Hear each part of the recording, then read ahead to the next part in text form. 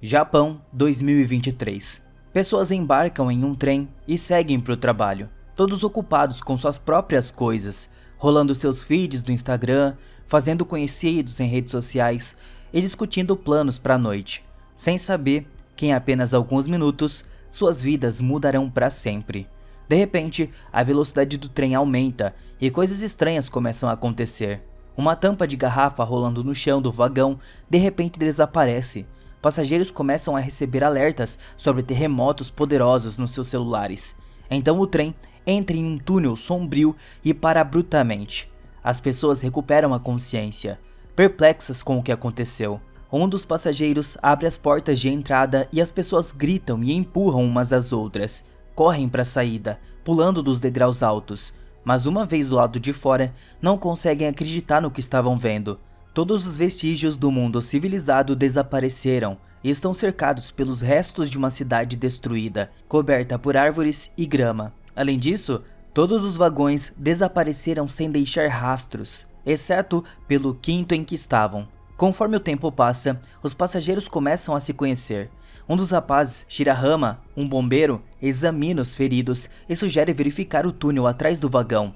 Ele é acompanhado por uma garota chamada Katana e um cara chamado Hayashima que também quer entender o que aconteceu. Enquanto isso, a polícia na cidade não consegue descobrir para onde foram os dois últimos vagões, enquanto o resto do trem, junto com os passageiros, permanece intacto. Os três voluntários entram no túnel e caminham pela escuridão do submundo por um longo tempo. De repente, eles notam uma luz à frente e correm em direção a ela, mas quando emergem do lado de fora, estão surpresos. Não há nada ao redor que os lembre do ano de 2023, como arranha-céus e tecnologia. Ali tem apenas um vasto deserto sem vida que choca o trio, que retornam aos seus companheiros. Inicialmente, as pessoas não acreditam no seu relatório, mas depois que Hayashima mostra uma gravação em vídeo dos arredores, são obrigados a aceitar a nova realidade. Após 7 horas, as pessoas definham na expectativa de serem resgatados, quando uma das garotas, que se chama Reni, olha secretamente para a bolsa do Hayashima e encontra uma carta marcada com os selos do departamento criminal, levando a suspeitar de que o rapaz seja um criminoso. Então, a Reni arranca a comida da bolsa da Katana, mas pensando que foi vista, descarta o pacote. Hayashima o pega e o leva de volta ao trem. E assim que a Katana descobre o roubo, ao ver nas mãos do rapaz, os passageiros o acusam de roubo. Além disso, Reni relata sobre a carta da colônia. Ofendendo Hayashima, ele nega as acusações e anuncia sua partida. Nesse momento, Shirahama tira uma caixa de frutas e oferece para compartilhar. Enquanto Katana distribui a comida, um dos rapazes revisa o vídeo que fez anteriormente, mostrando claramente Reni roubando a comida. Percebendo que o Hayashima é inocente, Shirahama e Katana correm atrás dele, conseguindo salvar o rapaz que quase cai em um profundo fosso.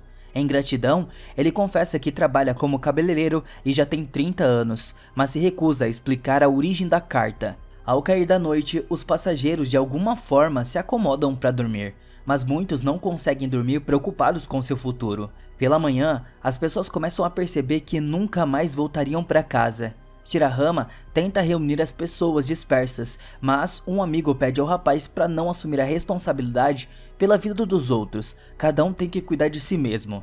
Então o bombeiro confessa que por conta dele, seu colega ficou ferido, perdendo a capacidade de andar. Agora ele acredita que deve ajudar todos que puderem. Juntos, eles alcançam aqueles que partiram e os persuadem a retornar ao vagão para resolverem os seus problemas coletivamente. Vendo isso, Hayashima se lembra do seu irmão que estava na prisão, e a carta na sua bolsa era dele. O destino fez com que ele tivesse que assumir a criação do seu irmão mais novo, e ele ainda se sente culpado pelo irmão mais velho se tornar um criminoso. Enquanto isso, passageiros exploram a área e encontram as ruínas de uma alta torre. Isso é particularmente estranho, porque as notícias relataram sua construção que deveria ser concluída em 2026. E um dos passageiros encontrou uma lata na floresta datada daquele ano. Um biólogo entre eles encontrou uma planta cuja modificação genética leva 30 anos para se manifestar.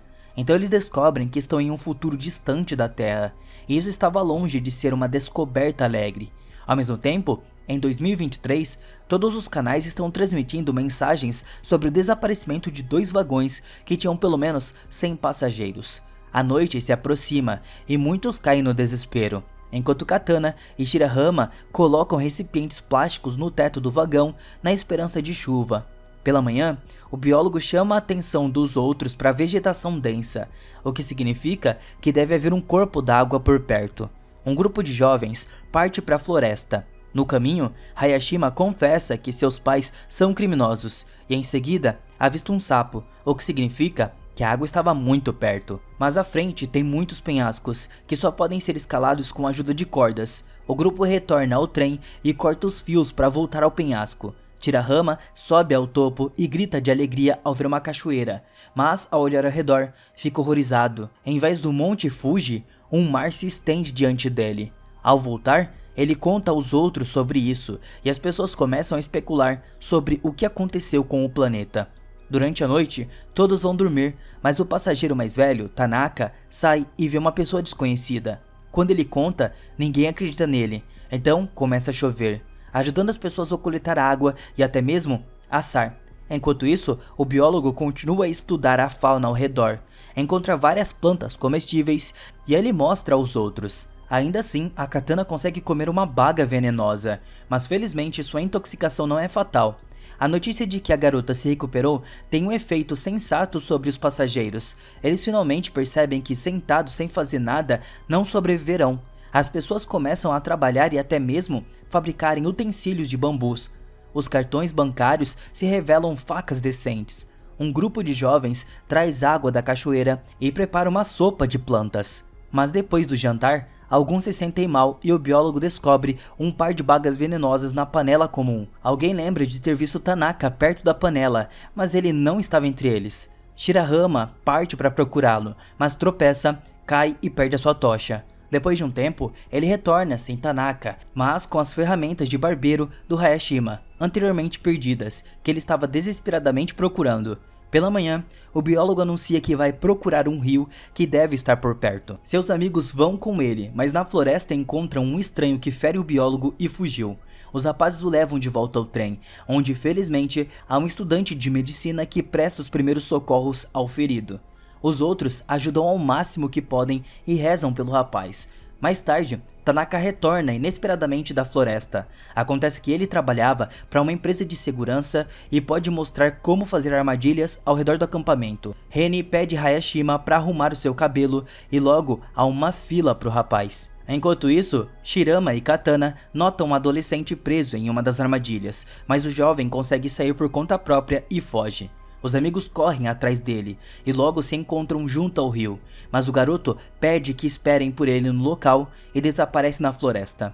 Hayashima, notando o desaparecimento deles, alcança o grupo. Nesse momento, o adolescente retorna e leva os amigos ao vagão número 6, que misteriosamente acabou a vários quilômetros do 5º vagão.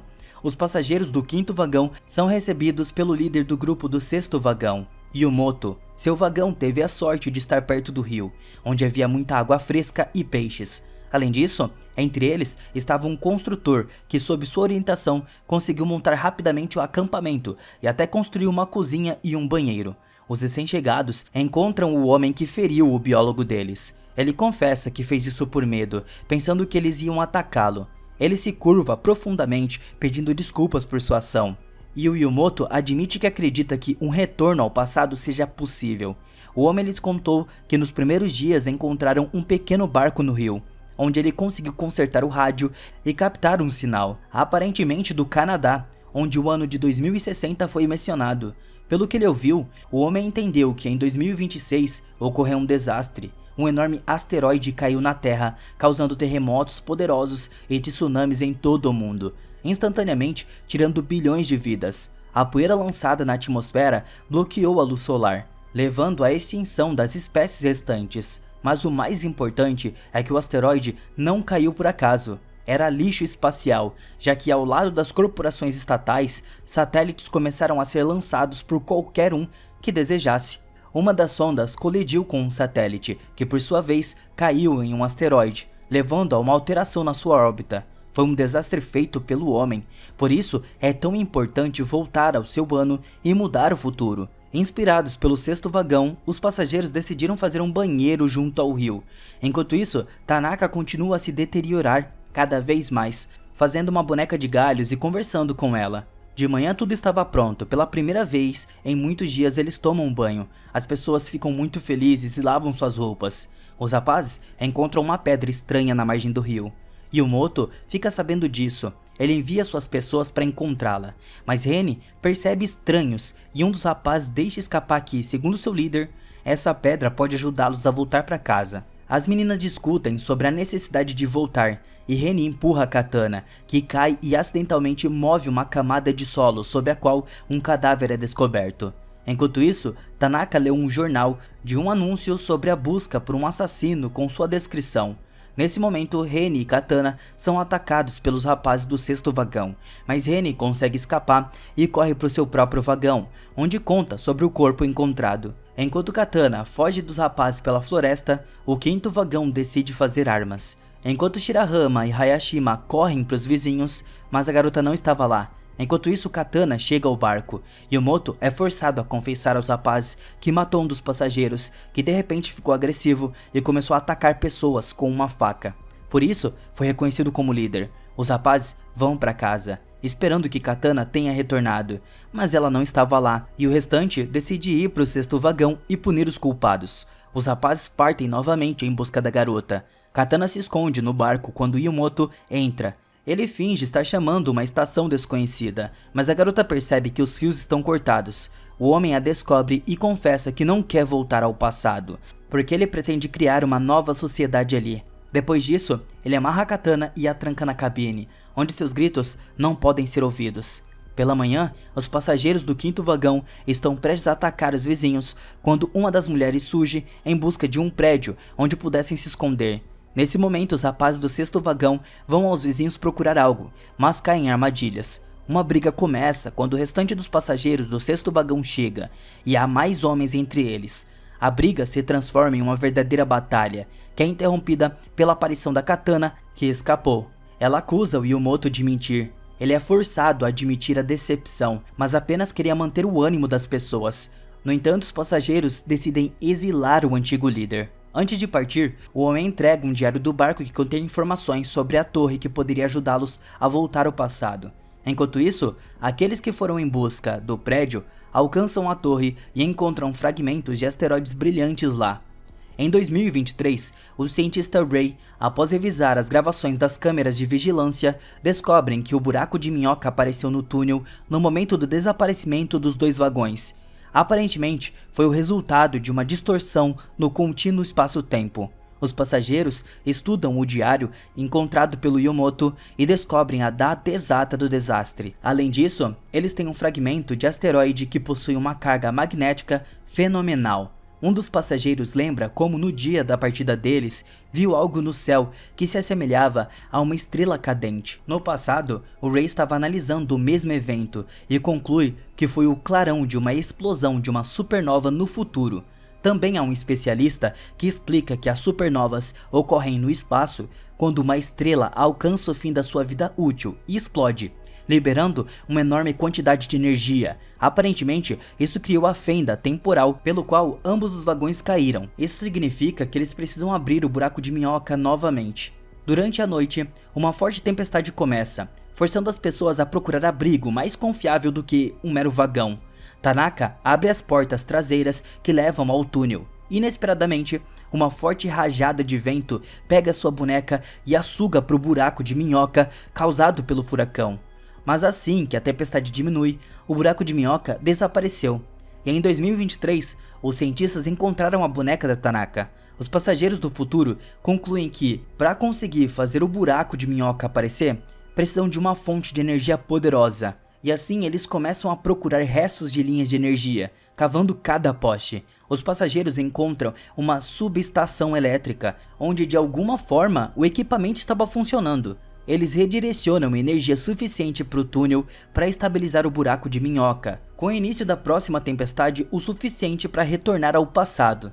A tempestade começou durante a noite. Apoiada pelo poder da subestação, o buraco de minhoca se abre e todos entram no vagão, exceto Tanaka, que se recusou a retornar.